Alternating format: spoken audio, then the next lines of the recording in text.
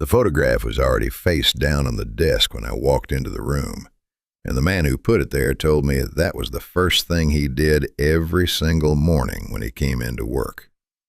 Not coffee, not emails. He flipped the photograph face down, sat down, and only then let himself breathe.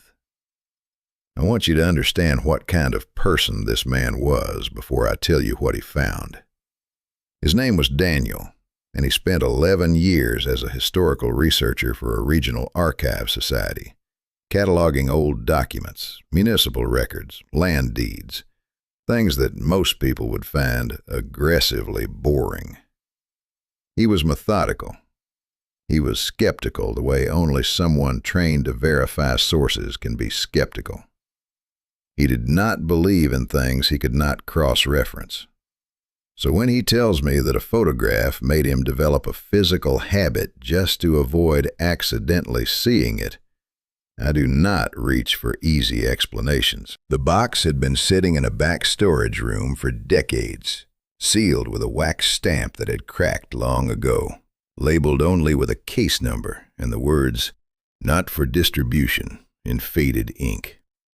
Daniel found it while reorganizing a section of the archive that had not been touched since before he was born. He almost set it aside.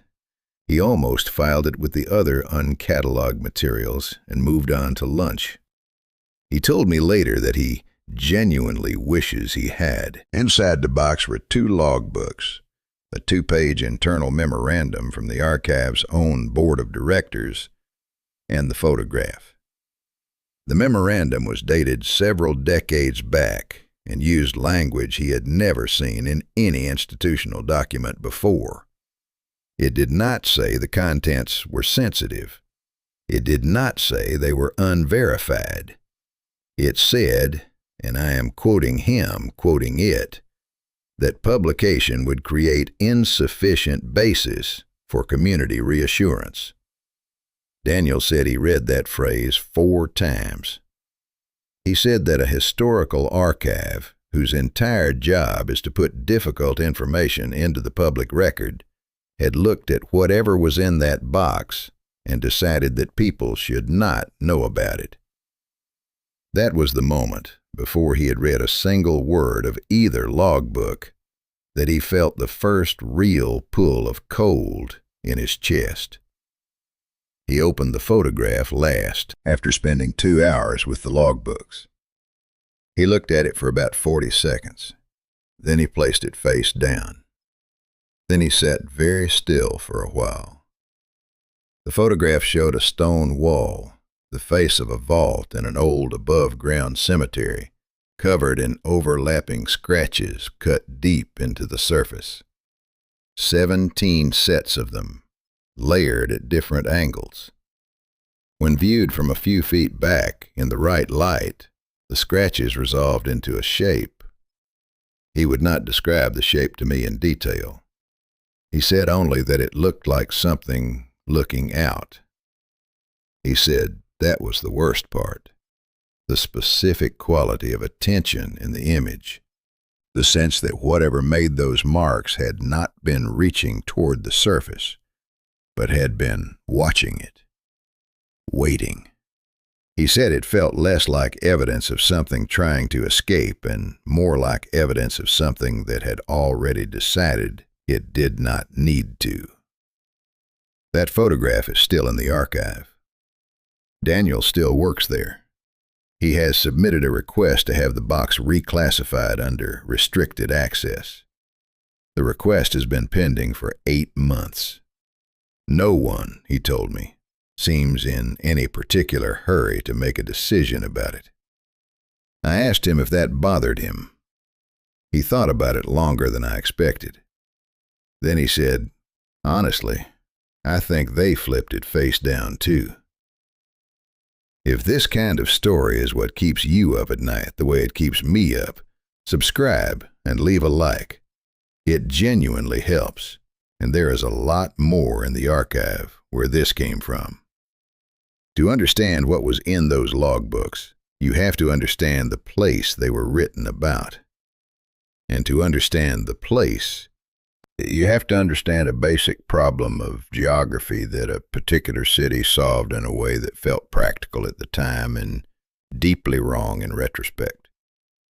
The city was built on low ground, the kind of coastal terrain where the water table sits so close to the surface that in a heavy rain you can watch puddles form from below, rising up through the soil rather than falling into it.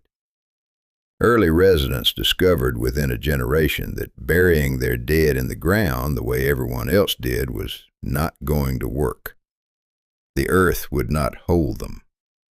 Wooden coffins would saturate, then float, then surface in the streets after storms, drifting through intersections with a quiet indifference that the living found understandably distressing.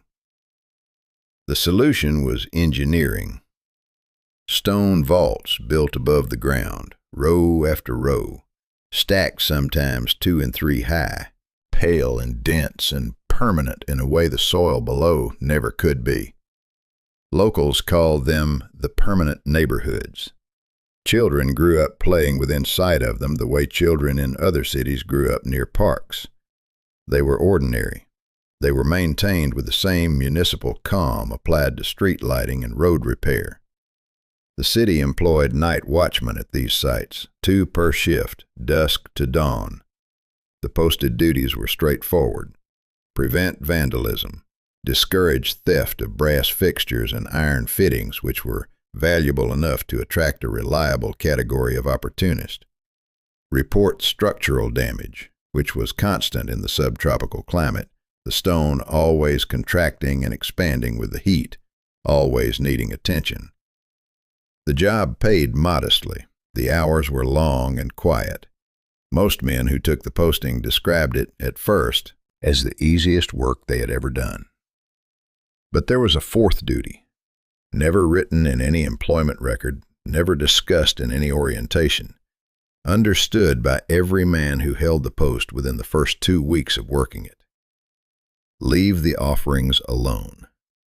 Because something older than the city's bureaucratic systems had always shared these grounds, a tradition of devotion that moved between grief and ritual, and something the official institutions preferred not to name, because naming it would require them to take a position on it. Small bottles of dark liquid appeared on specific vaults overnight. Cloth bundles tied with thread in particular colors. Candles burned to precise lengths and then extinguished, never allowed to finish themselves. Always stopped at the same point, as if the burning itself was a measurement rather than a light source. The watchmen were told these objects were a community matter and did not require intervention unless they posed a fire risk. The city was pragmatic. Whatever the offerings meant, they did not damage the stone. And the stone was what the city was paying to protect. What the offerings were actually doing, what agreement they were maintaining, what the cost of disrupting them might be, that was not a question anyone in an official capacity was prepared to answer. The 2 men whose logbooks Daniel found in that sealed box were the ones who eventually found out. The first page of Ray's logbook had been removed so carefully that Daniel almost missed it. Not torn, not damaged. The binding was intact, the thread still tight. But when he held the book up to the light at the right angle, he could see the faint ghost of where a page had been pressed flat for a long time and then lifted away. Someone had used a blade, something thin and steady, and taken that page out with the kind of patience that does not come from impulse. That was a decision made after thinking. That was a man sitting somewhere quiet, choosing what the record would and would not contain, and then following through on that choice with surgical calm. Daniel said that when he realized what he was looking at, he set the logbook down and did not pick it up again for almost 10 minutes. Because the removal of that page was not the act of someone trying to hide something from investigators or authorities. There were no investigations. There were no authorities looking at these books. The page had been removed by Ray himself, for himself, as if even the private act of having written certain things down was more than he could allow to exist in the world. That kind of self-censorship, Daniel told me, is not what scared people do. It is what people do when they have seen something that they believe, on some level, might be able to follow the words back to them. The two logbooks, once Daniel started reading them together, created an effect he described as deeply disorienting. Not because the accounts contradicted each other in ways that suggested dishonesty, but because they contradicted each other in ways that suggested two men standing in the same place, experiencing two genuinely different things. Callum, the senior watchman, wrote the way a ship's officer might write a log, precise, measured, every entry dated, every observation followed by a proposed explanation. You could feel him reaching for the rational framework the way a person reaches for a railing in the dark, not because they are certain it is there, but because the alternative to reaching is falling. Ray's entries, by contrast, read like a man who had already stopped reaching. Short sentences, flat affect, the thick lines drawn beneath each entry, which Daniel described as the most unsettling recurring visual element in either book, because they did not look like paragraph breaks. They looked like something being pressed shut, like a lid being lowered. Daniel noticed something else.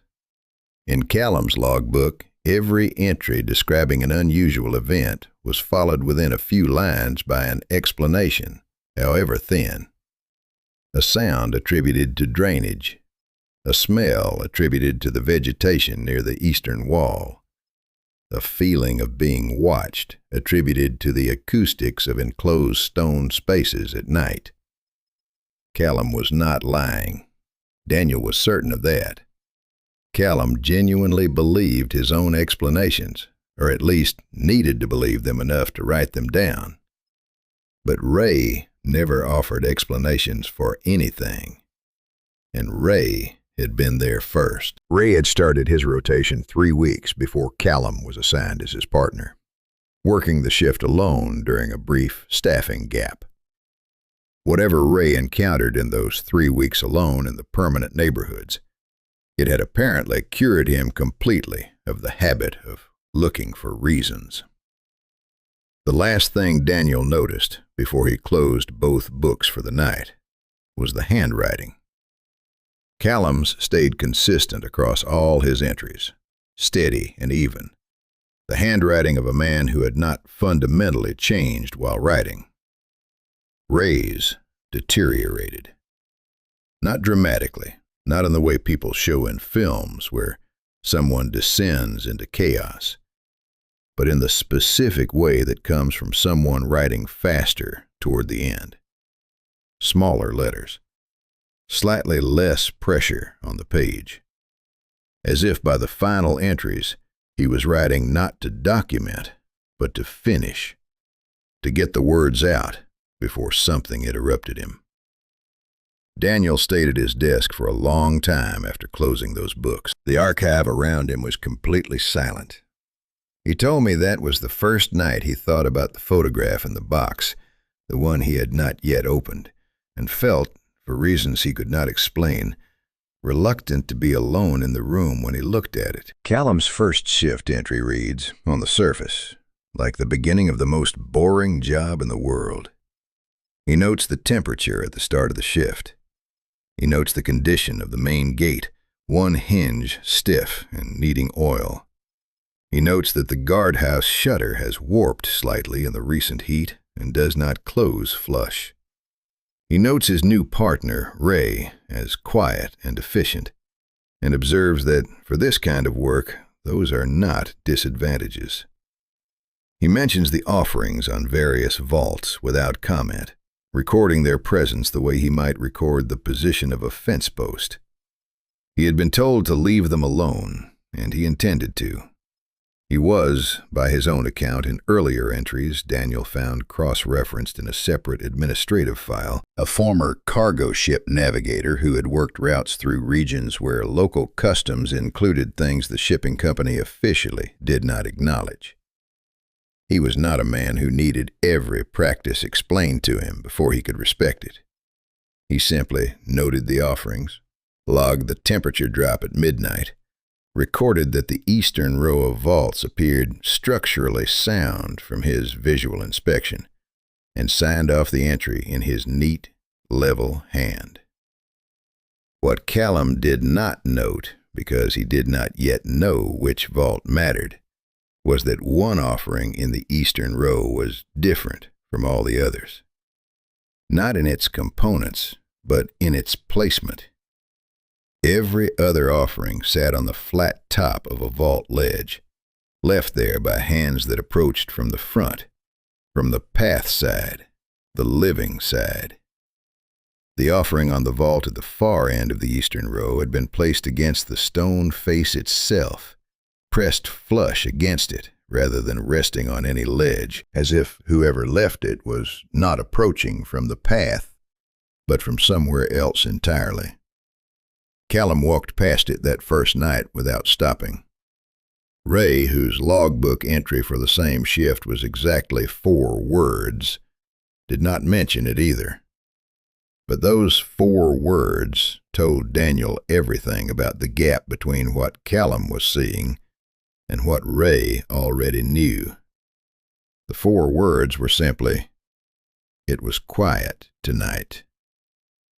Not a description of a peaceful shift, a description of relief. Ray's entry for the night Callum heard the sound for the first time was already written before Callum arrived for his shift.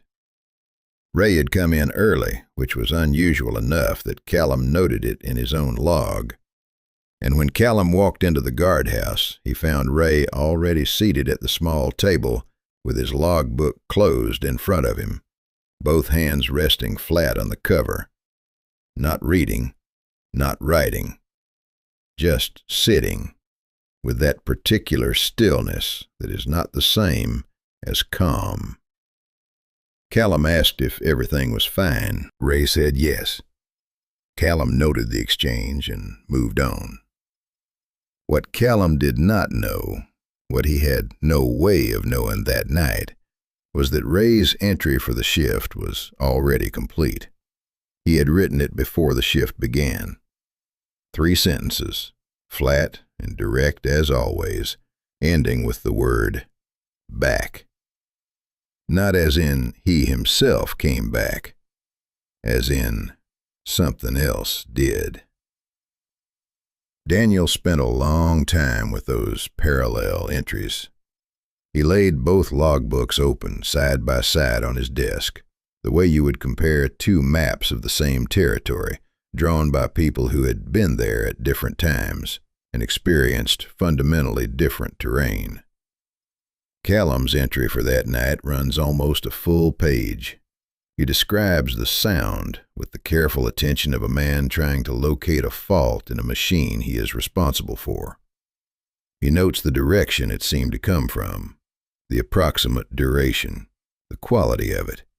Not a crack or a pop, but a sustained drag, like weight being redistributed across stone. He notes the temperature because he always notes the temperature, as if the physical world's measurements might eventually add up to an explanation. He writes that the sound reminds him of something he heard once on a cargo ship, when the ballast shifted unexpectedly in a heavy swell. He writes that it is almost certainly something similar. The phrase, almost certainly, is doing everything in that sentence. Callum was not a man who used qualifiers casually. Almost certainly meant he was not certain at all, and he knew it. And he wrote it down anyway, because writing down an uncertain explanation is still better than writing down no explanation at all. Ray's entry for the same night, written before it even happened, was 4 words and a closed book. What Daniel found most disturbing, sitting with those two open pages, was not the difference in what the two men perceived. It was what Ray's pre-written entry implied about his state of mind by that point in the rotation. Ray was not reacting to events anymore. He was anticipating them. He had developed, through whatever he had experienced in those first 3 weeks alone, a familiarity with the rhythm of what happened in the permanent neighborhoods at night. He knew when it would come. He knew how it would go. He had stopped being surprised by it, the way you stop being surprised by rain in a season that always brings rain. That kind of familiarity with something that should not be familiar is not adaptation. It is a warning sign dressed up as routine. The sound returned 2 nights later, this time while Callum was alone in the eastern row and Ray was resting in the guardhouse. Callum describes walking the row slowly, holding his lantern low, listening. The sound came from somewhere ahead of him, that same sustained drag, heavier than before, more deliberate.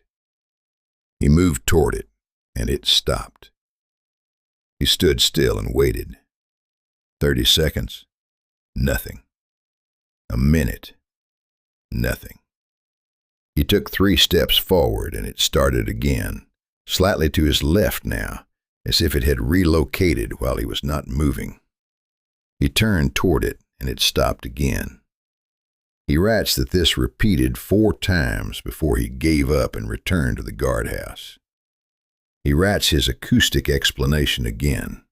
Drainage channels, old stone, the way sound behaves differently in enclosed spaces. Then he writes a single sentence that he does not follow with any explanation at all. He writes, "It stopped every time before I could reach it." Full stop. No theory, no proposed mechanism. Just the fact, sitting there in his neat handwriting with nothing after it, like a door left open in a house where all the other doors are closed. That sentence is where Callum's logbook changes. Not dramatically, not all at once, but from that entry forward, his explanations get slightly shorter. His observations get slightly more precise. He starts noting things he had not bothered to note before. Which vaults he passed, which ones he stopped near, how long he stood in each section of the row. He was mapping something. He did not write down what he was mapping or why, but the behavioral shift is unmistakable, and Daniel recognized it immediately because he had seen it in himself during the 2 days he spent reading those logbooks. Once something refuses to be explained often enough, you stop trying to explain it and start trying to understand it instead. Those are not the same thing. Explaining puts distance between you and the unknown. Understanding brings you closer. Callum was getting closer. He did not yet know what he was getting closer to, but the Eastern Row knew. The Eastern Row had been waiting for exactly this kind of attention for a very long time.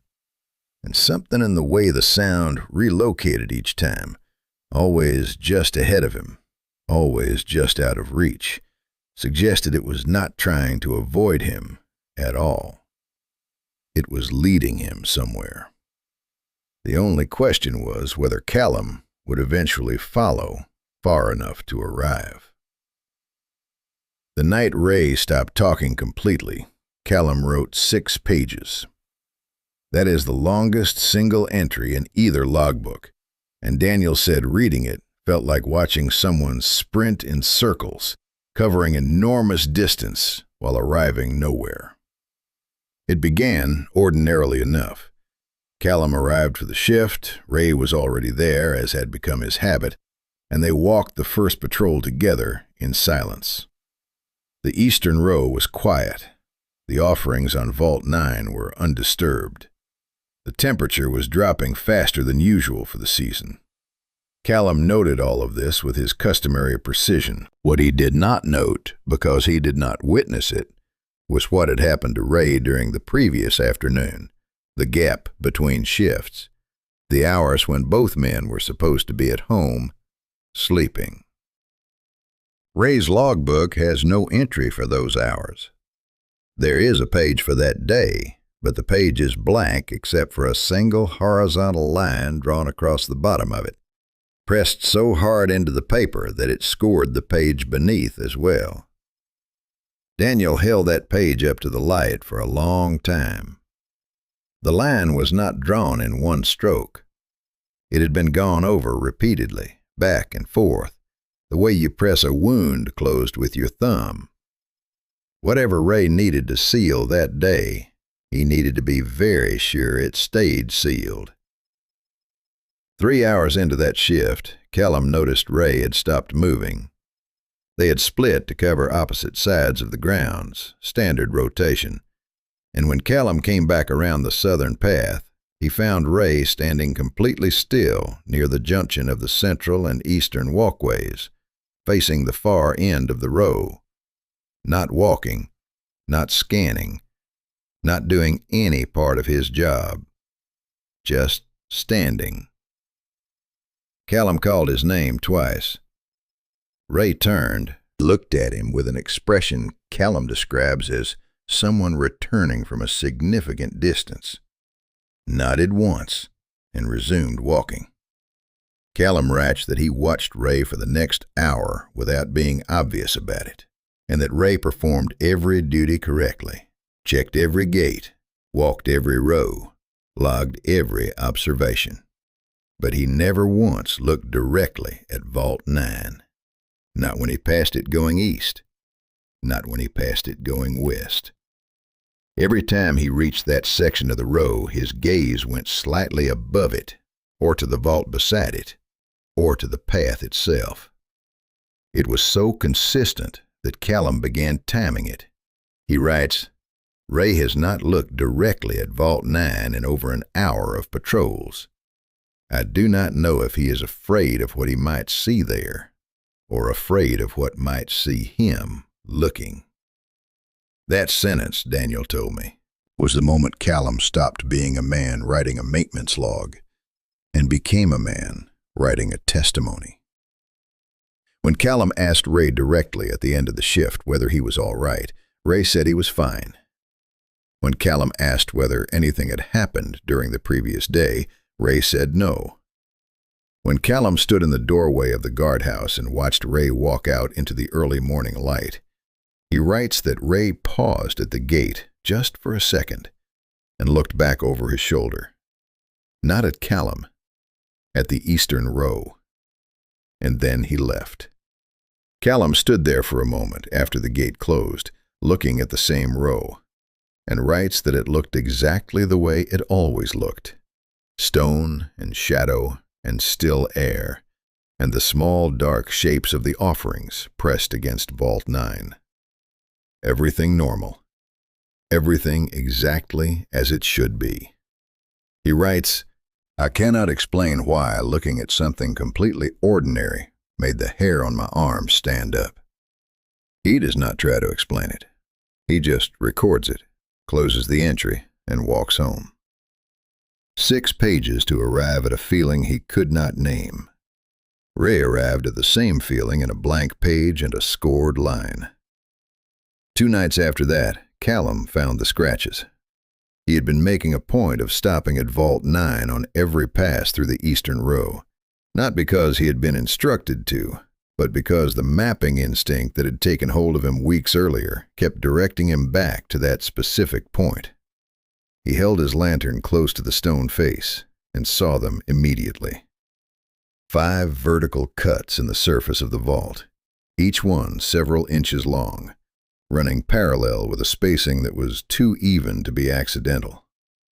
They were deep, not surface marks, not the kind of scuffing that comes from weather or settling, but cuts that went into the stone with force and intention.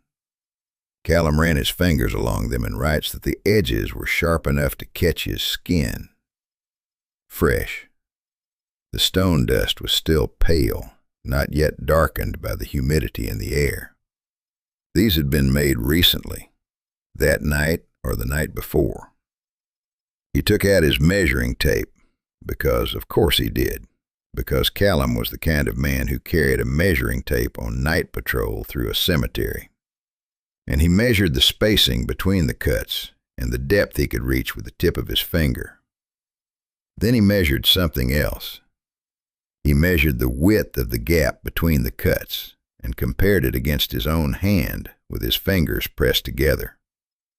He writes the comparison in careful, neutral language. He writes, "The spacing and angle of the marks is consistent with the span of an average human hand." Then he writes the part that Daniel said stopped him completely when he first read it. He writes, "The marks face outward from the interior surface," which means if they were made by a hand, that hand was on the other side of the stone when it made them. He closes the entry there. No explanation, no acoustic theory, no almost certainly, just the measurement, the direction, and silence. The parish inspector who came to look at the scratches spent 11 minutes in the eastern row, wrote 4 lines in his report, and classified the damage as natural settling. Callum was standing 10 feet away watching him do it. He writes that the inspector did not touch the stone, did not measure anything, did not ask a single question about when the marks were first observed or whether they had been there on previous inspections. He simply looked, wrote, and left. Callum followed him to the gate and asked what the classification meant in practical terms. The inspector said it meant no further action was required.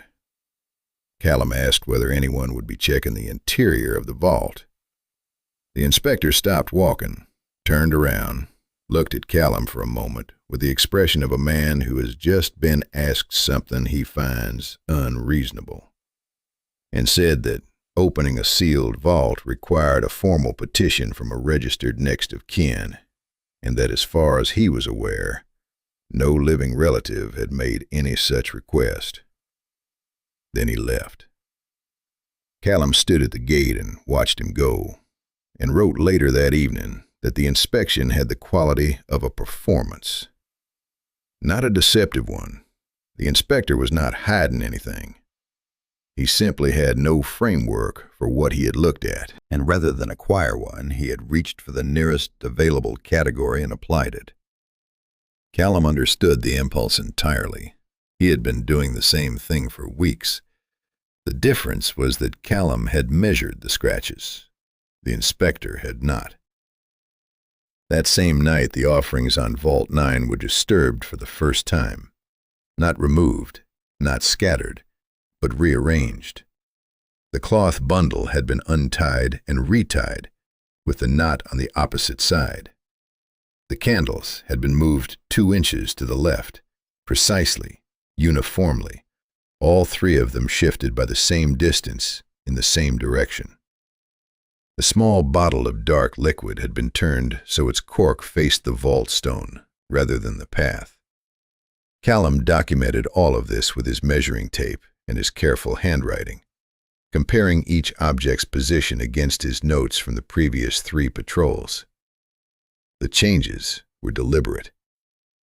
Someone with knowledge of the ritual's specific requirements had come in during the daylight hours, between shifts, and adjusted the arrangement with the confidence of someone correcting an error.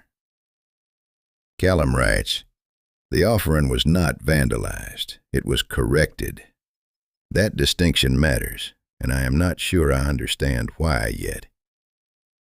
By the following morning, everything had been replaced entirely. Fresh candles, a new cloth bundle tied with red thread instead of the previous white.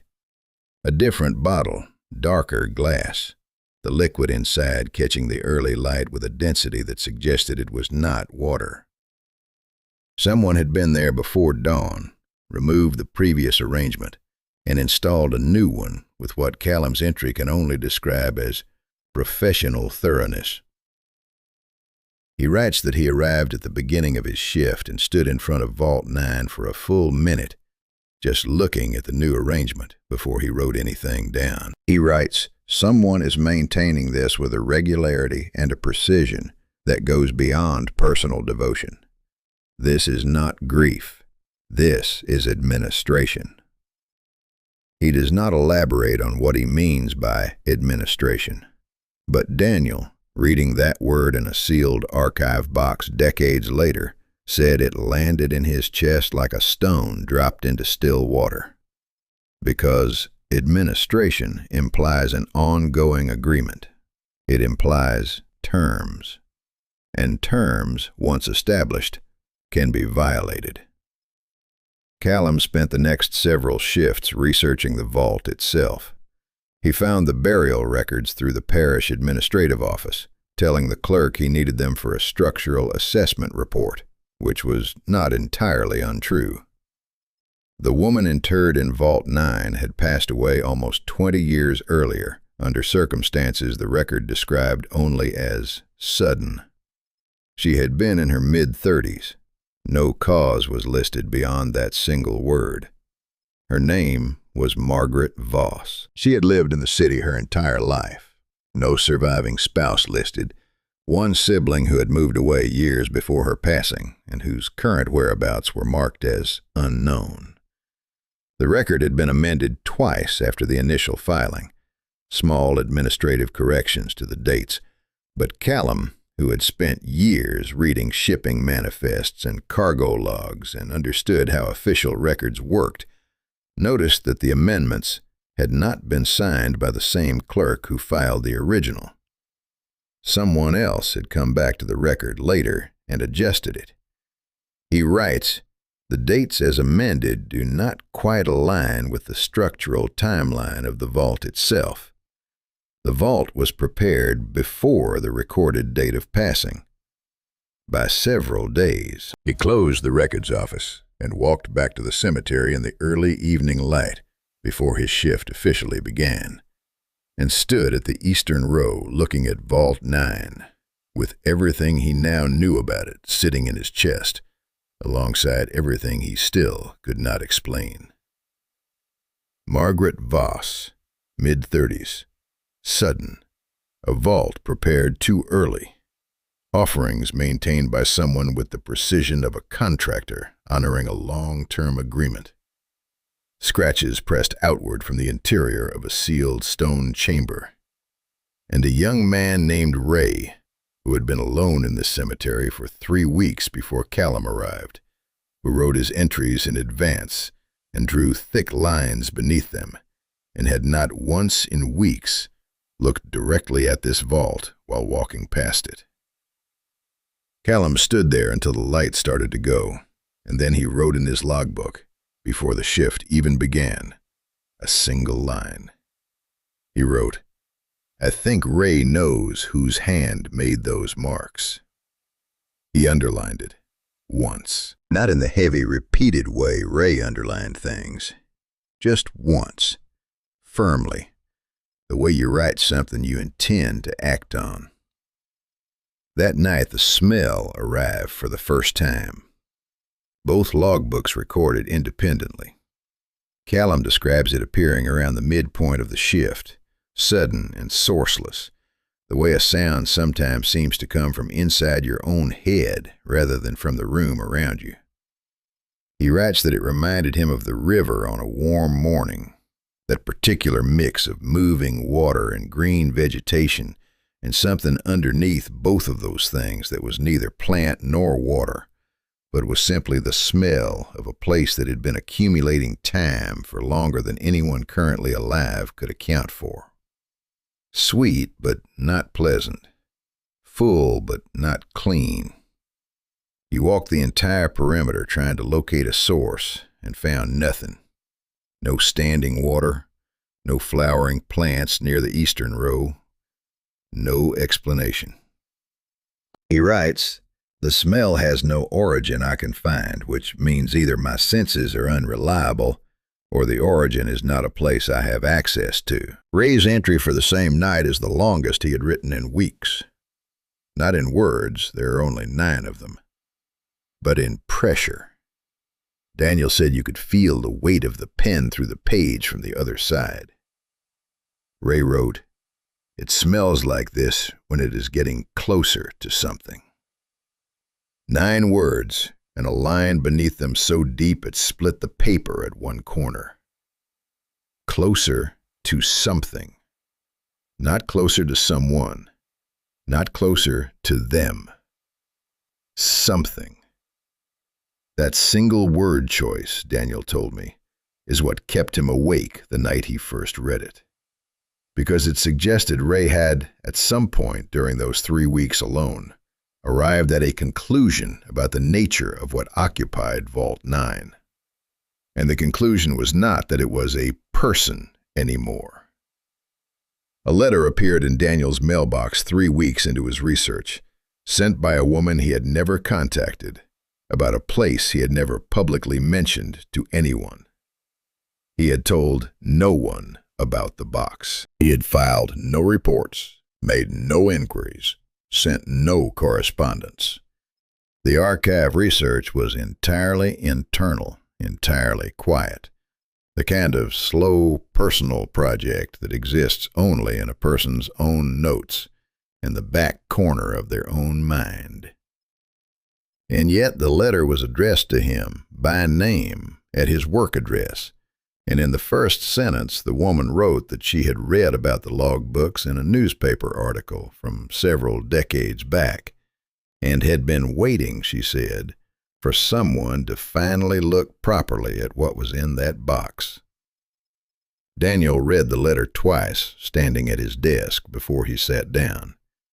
He had not found any newspaper article. He had searched the archive's own press records thoroughly and found no coverage of the logbooks at any point in their history.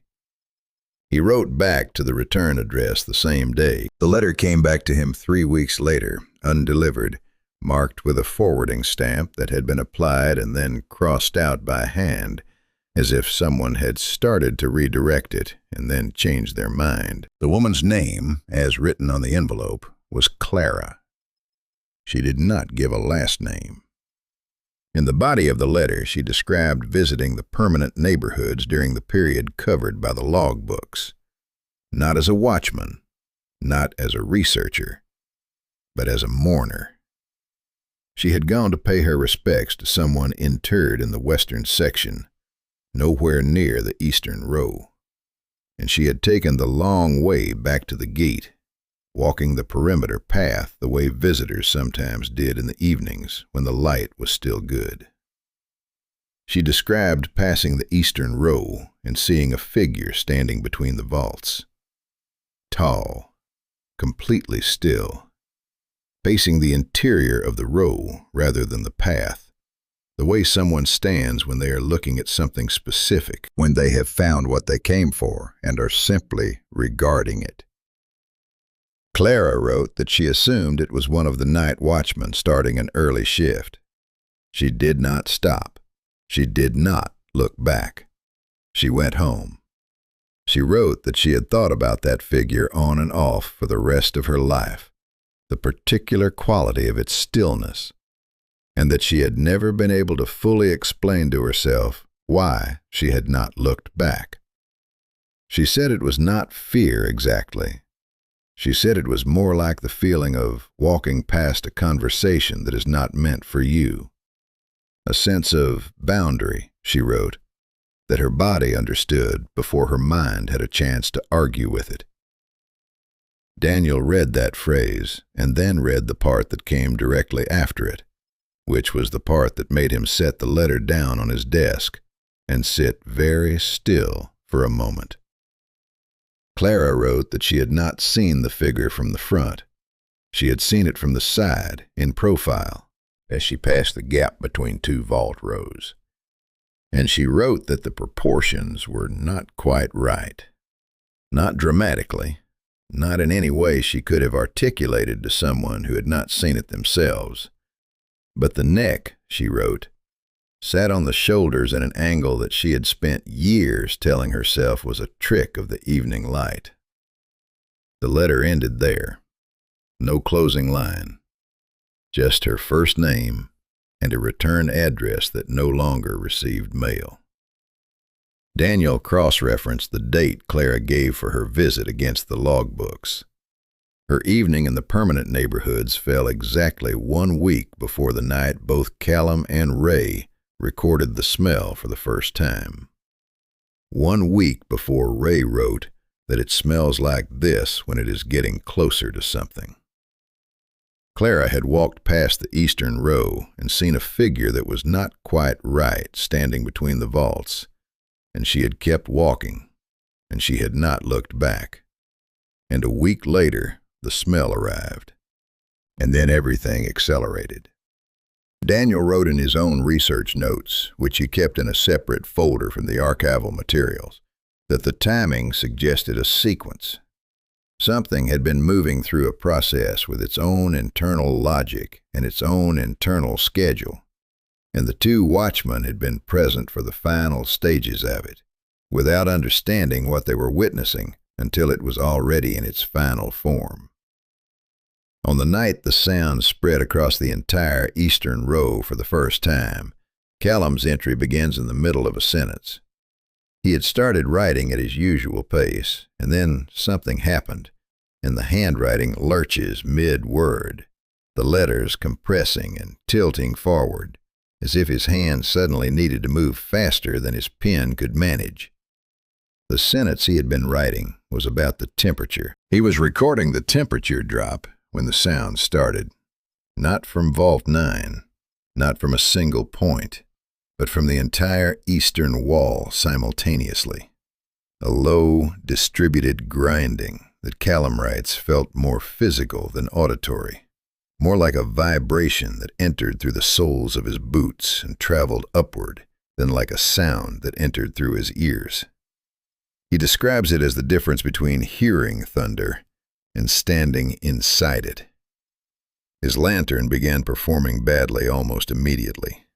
Not going out, just weakening, the flame compressing itself to half its normal size and burning with a bluish quality he had never seen before, as if the air itself had changed composition around the wick. The fog that rolled in from the low ground surrounding the cemetery was denser than any he had recorded in the entire rotation, and Callum had been noting fog conditions since his first shift. He writes that visibility dropped to roughly the length of one vault row within 20 minutes, and continued dropping. He could not see the guardhouse from the eastern row. He could not see the western wall. He could see the path for maybe 10 feet in either direction, and then nothing but white. Ray found him in the fog, rather than the other way around, which Callum notes was unusual because Ray was supposed to be resting. Ray appeared out of the white without any warning, walking quickly, and when Callum turned at the sound of footsteps, he found Ray already close enough to touch, his face carrying an expression Callum had not seen on him before, and does not have a clean word for in his entry. He writes, Ray looked like a man who had decided something. Not a frightened decision, a resolved one. The kind of face you see on someone who has finished arguing with themselves and arrived at the only available conclusion. Ray looked at Callum, then looked toward the end of the eastern row where Vault 9 sat invisible inside the white, and said 2 words. He said, "It's time." Callum writes that he did not ask what that meant. He writes that he understood exactly what it meant, and that understanding it made no difference at all to what his feet did next. They walked toward the vault together, into the fog, into the grinding sound that rose through the stone beneath them with every step, into the smell that was now so thick it was almost a taste, river water and sweetness, and that deep mineral coldness underneath both.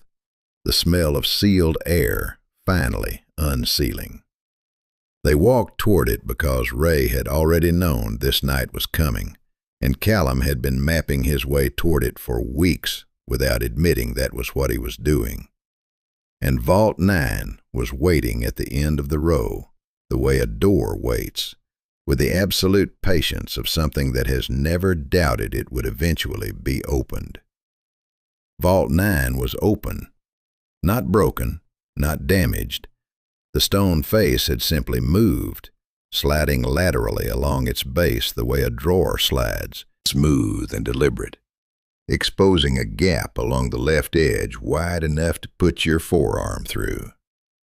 Callum and Ray stood in front of it in the fog, and neither of them moved for what Callum estimates in his entry as about 30 seconds, which is an enormous amount of time when you are standing in front of something that should not be possible.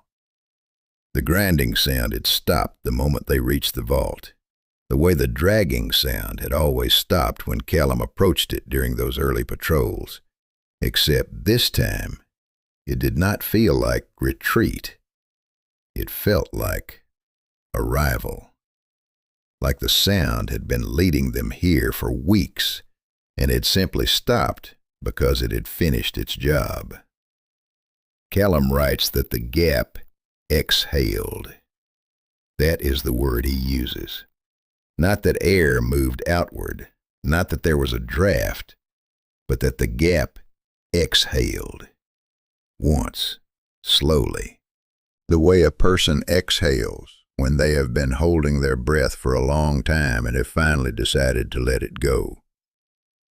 The smell that came with it was everything he had been recording in his logbook for the past week, but concentrated, dense enough that he could feel it in the back of his throat. River water and sweetness, and that deep, cold, mineral quality underneath that belonged to no living thing and seemed to resent contact with air that had ever been breathed before. Callum held his lantern toward the gap. He was not making a decision, he writes.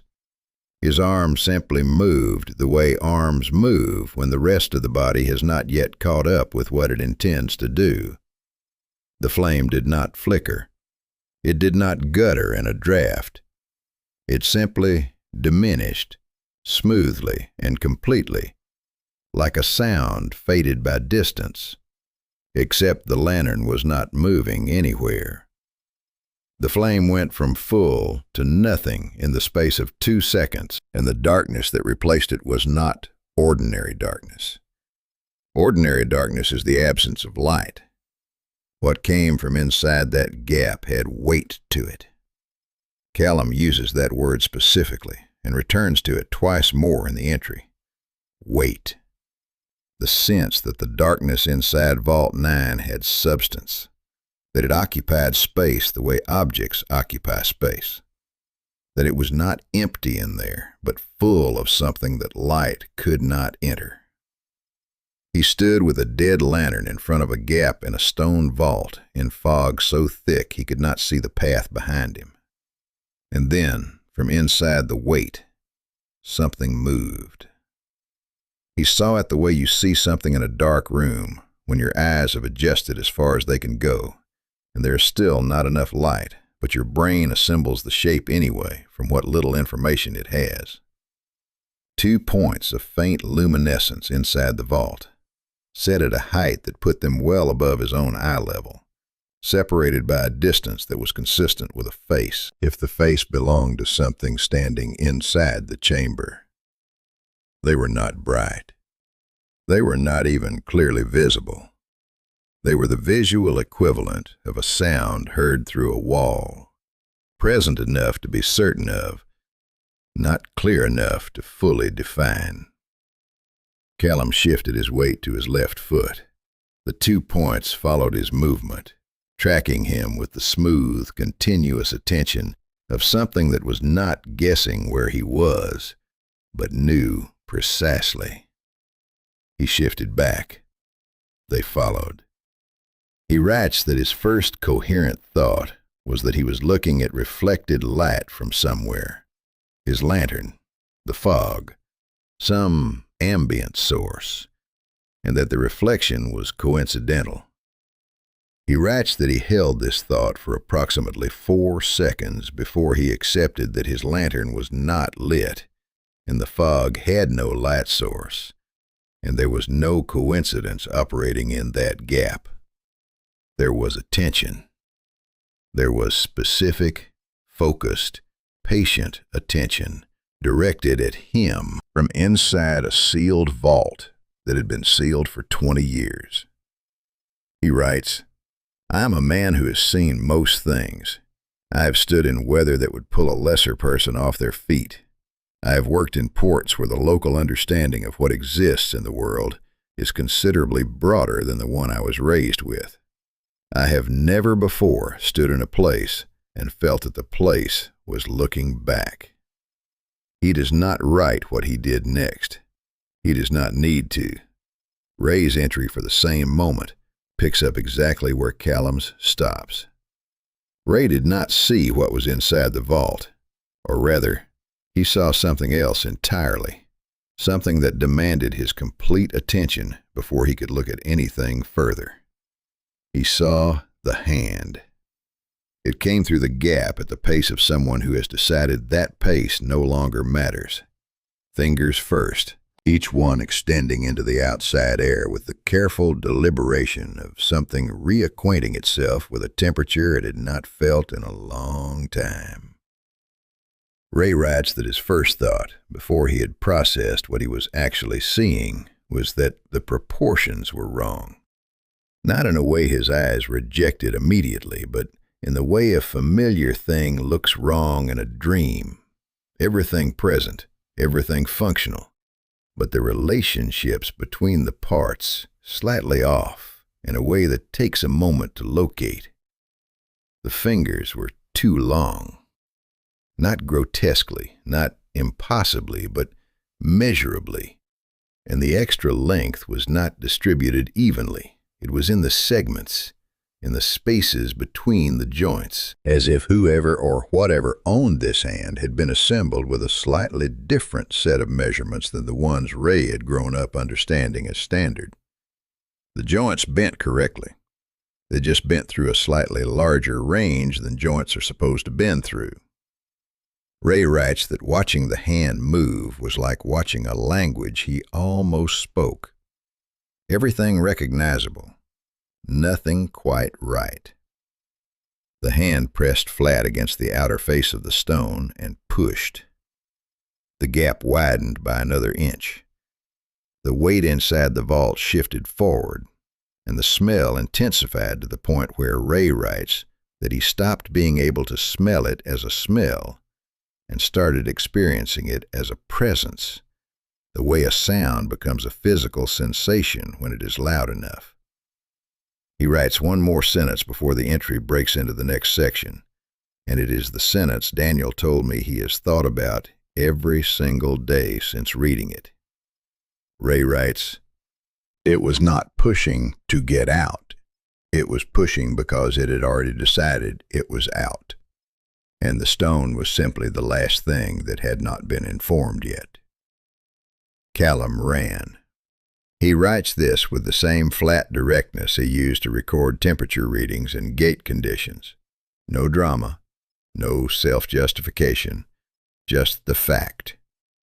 He dropped the dead lantern and he ran, and the sound his boots made on the stone path was the loudest thing in the world because everything else had gone completely silent.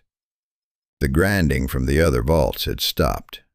The fog swallowed every ambient sound.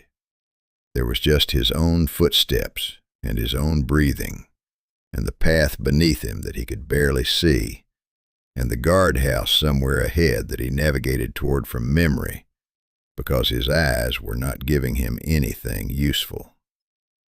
He hit the guardhouse door with his shoulder, got inside, and stood with his back against it, breathing the way you breathe when your body has made a decision independently of your mind and is only now reporting back on what it did. He writes that he stood there for a count of 40 before he was able to form a coherent thought. He writes that the first coherent thought he managed was not about what he had seen, Not about the gap or the weight or the 2 points of cold light tracking him through the darkness. The first thought was about Ray. Ray had not followed him. Callum stood at the guardhouse window and looked out into the white. He could see approximately 6 feet of path, and then nothing. He could hear nothing from the eastern row. He writes that the silence was the most frightening part of the next several minutes. Not because silence is inherently frightening, but because silence in a place where stone had been grinding for the past hour meant one of two things. Either whatever had been moving had stopped, or it had finished moving and was now still for a different reason entirely. He stood at that window for what he estimates as 5 minutes before Ray appeared out of the fog.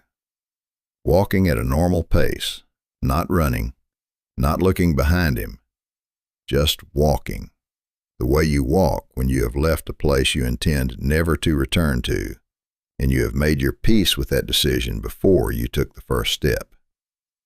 Ray came through the guardhouse door, sat down at the table, and placed both hands flat on the cover of his closed logbook. He did not speak. Callum asked if he was all right. Ray said he was. Callum asked what had happened after he left. Ray looked at him for a moment with an expression Callum describes as the face of someone translating from a language that does not have direct equivalence in the one they are being asked to speak. Then Ray said, "It stood up." 2 words. Callum waited. Ray said nothing more. He opened his logbook and began writing, and did not look up again until the sky outside had started to pale. Ray's account of those minutes in the fog after Callum ran is the longest continuous entry in his entire logbook. It is also the entry with the most even handwriting, which Daniel found deeply unsettling, because the steady hand suggested not calm exactly, but something past calm.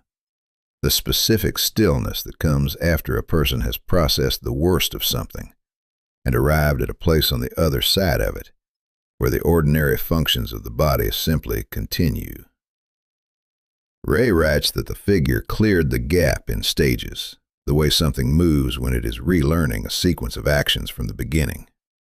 One shoulder first, then the head turning sideways to navigate the width of the opening, the neck bending with a smoothness that Ray writes was the single most wrong thing he witnessed in a night full of wrong things. Not broken, not damaged, but structured differently, as if the rigidity that human necks require had been replaced with something more efficient and less familiar.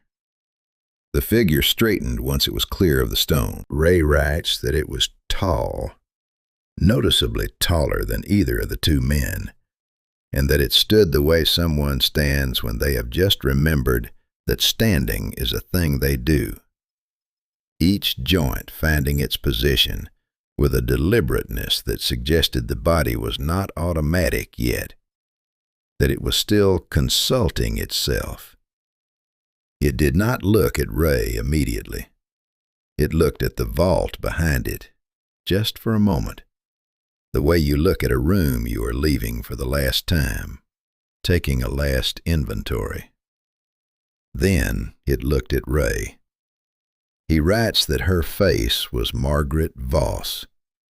He had found her name in the burial records weeks earlier, and he had found a small photograph of her in a supplementary file that Callum had never seen, attached to an administrative amendment that had been filed 2 years after her internment.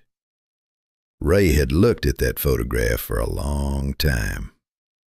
He recognized the face in the fog without any uncertainty and without any comfort.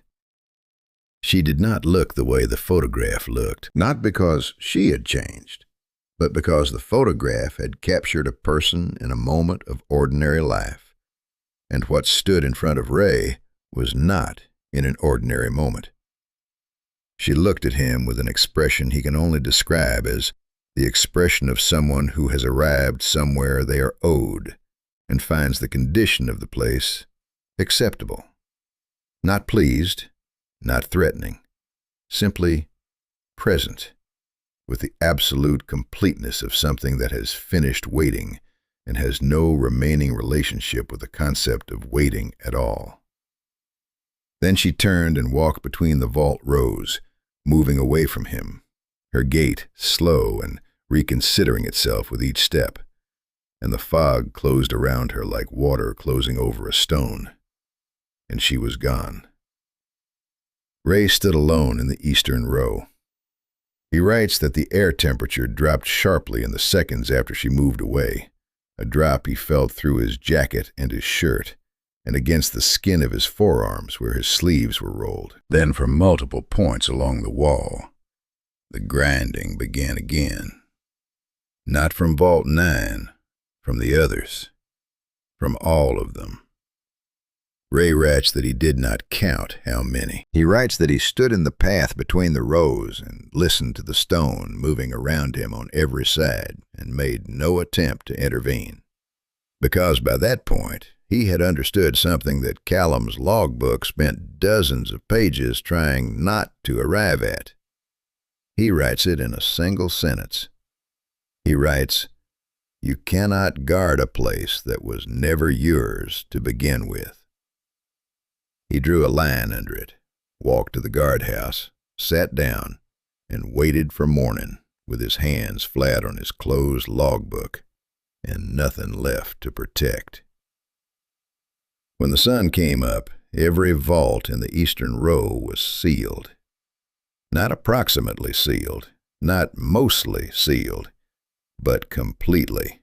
Flush, mortar intact, stone faces sitting exactly as they had sat for decades, with no visible evidence that any of them had moved at all.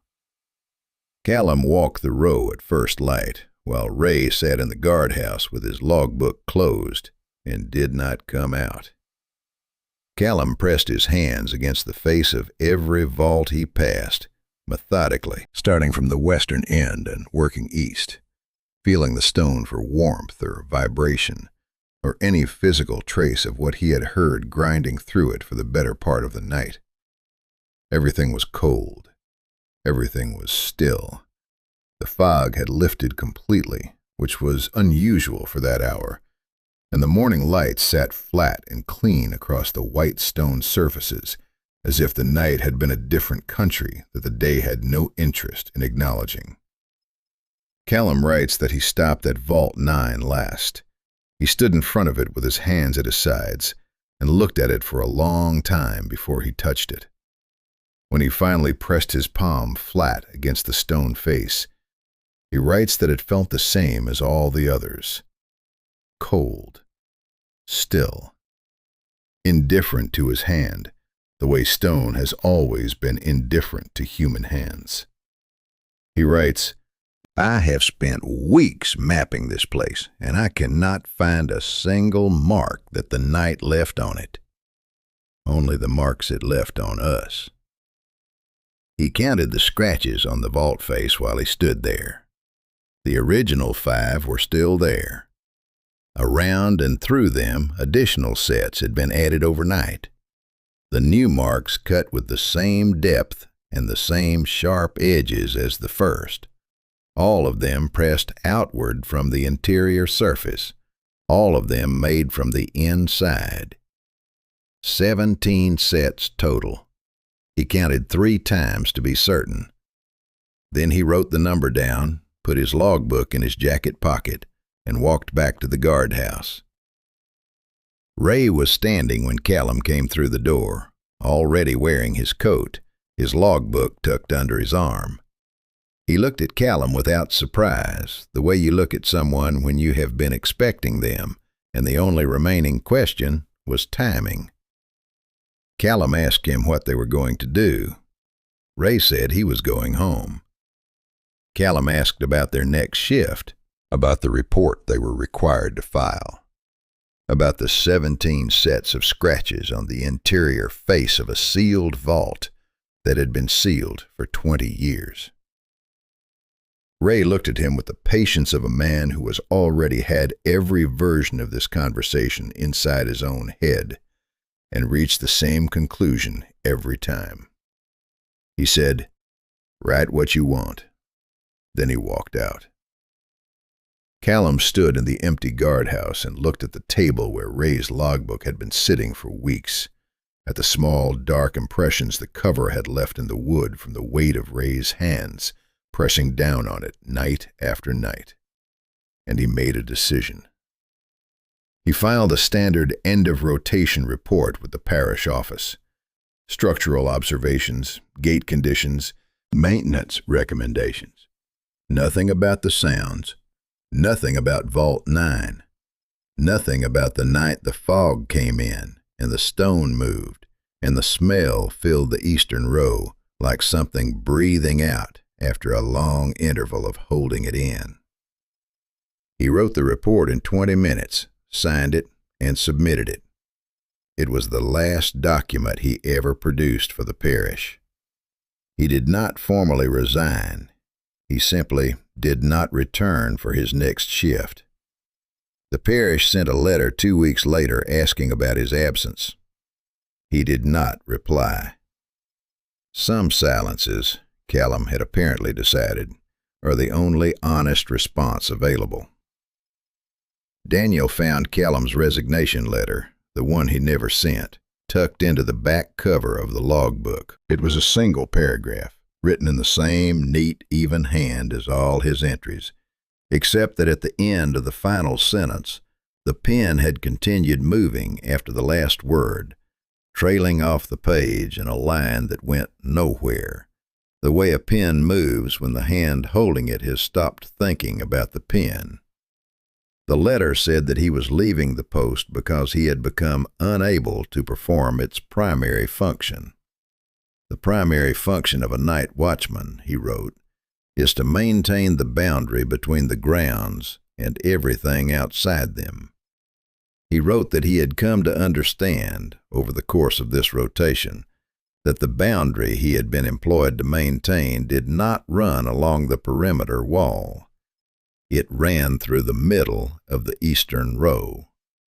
On one side of it was everything the city had built and named and filed in its administrative records. On the other side was something that had been there considerably longer than the city, longer than the records, longer than the practice of building walls and calling the space inside them property.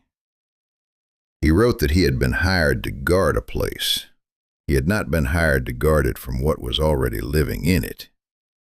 He wrote, "I misunderstood the assignment." And then the pen trailed off the page.